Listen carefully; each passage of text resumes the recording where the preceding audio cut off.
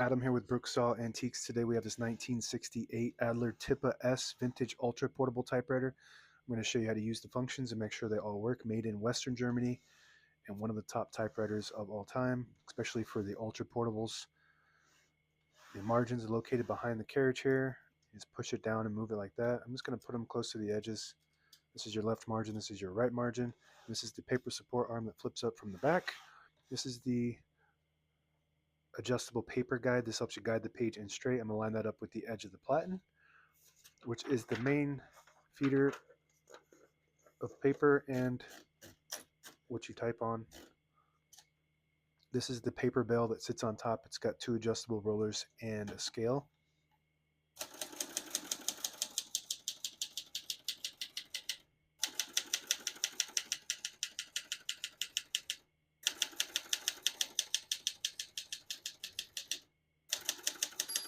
Once you hear the bell, you're near the end of the margin. Hit this line space, gets you back to the beginning, and skips 1 or 2. Right now we have it on single, but if you want double, there's a switch right here. It's actually got 1.5 and 2. So all the way back is 1, in the middle is 1.5, and then all the way forward is 2. We're going to keep that on single for now and finish typing. As you can see, all the keys type nice and none of them skip or stick. I'll type a sentence in red on the next line and switch from black to red. There's a switch on the right side. Flip that all the way down to the red indicator.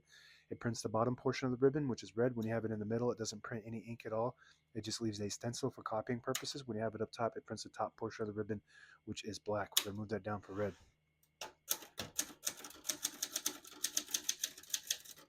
Oops. So I accidentally hit the space bar instead of the X. So I'm going to hit the backspace and go back 1 space.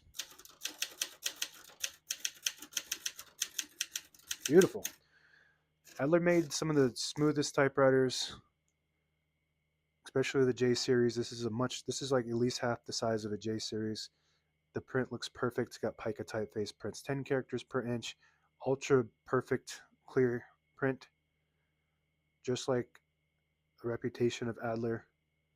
Super tight, precise, and smooth, especially for this. I really love this ultra portable. To pull the page out easy, there's a switch on the right side. Flip it back and it unlocks the rollers underneath the platen, allowing you to pull the page out easy or load thicker paper like carbon copy or cardstock. Make sure you flip that back before you load the next page, or else it won't load correctly. Going to flip this down for now.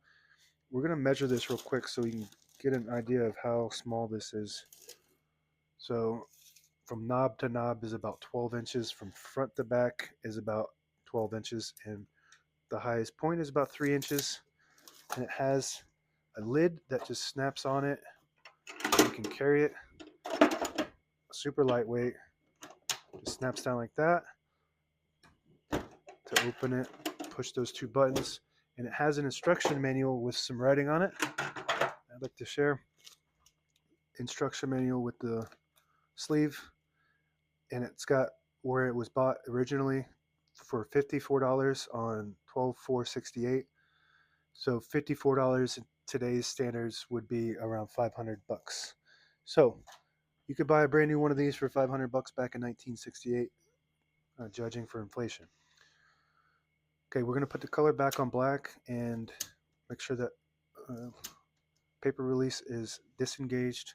Got a shift on each side and a shift lock on the left. To clear that, just hit the shift button again. MR stands for margin release. When you get to the end of the margin, there's a mechanism that blocks you from printing. Hit that MR button. It does allow you to get past that and go all the way to the end. Very good.